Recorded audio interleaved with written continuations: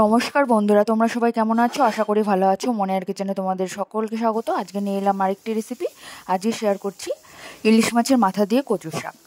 দেখো, ফার্স্টেই আমি ইলিশ মাছের মাথাটা ভালোভাবে ভেজে নিচ্ছি। বাজারে কিন্তু বেশ ভালো ভালো ইলিশ মাছ উঠতে শুরু করে দিয়েছে।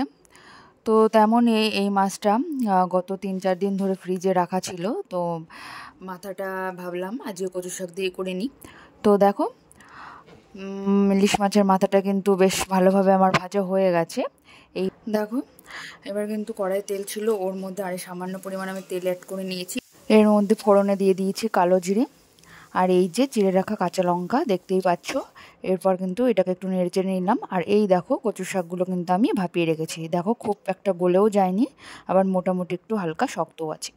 তো এবার দেখো, সেগুলো কিন্তু আমি এবার কড়াইয়ে দিয়ে দিলাম। তো এরপর এগুলো কিন্তু আমি ভালোভাবে নেড়েচেড়ে নেব। দেখো কতটা জল বেরিয়েছে।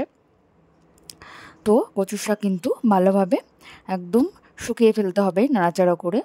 তো এই দেখো, এরপর কিন্তু আমি এর মধ্যে অ্যাড করে নেব একে একে লবণ আর পরিমাণ মতো হলুদ। দেখো, হলুদ গুঁড়িটা আগে দিলাম আমি, এরপর কিন্তু এই যে লবণটা দিয়ে দিলাম। টেস্ট মতো লবণ দেবে। তো এই যে দেখো, এবার আমি কিন্তু এটাকে ভালোভাবে কষিয়ে নেব, কষানোই বলতে পারো। তো কচুর শাকটাও কিন্তু একদম জাল করে করে শুকিয়ে ফেলতে হয়। তো এবার দেখো, মাছের মুড়োটা আমি কিন্তু এর মধ্যে অ্যাড করে নিলাম।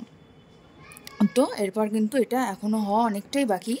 দেখো এখনও, এবার দেখো কিছুটা পরিমাণ কিন্তু ঝোল শুকিয়ে গেছে। দেখে মনে হচ্ছে হয়ে গেছে, না কিন্তু এটা এখনও হয়নি।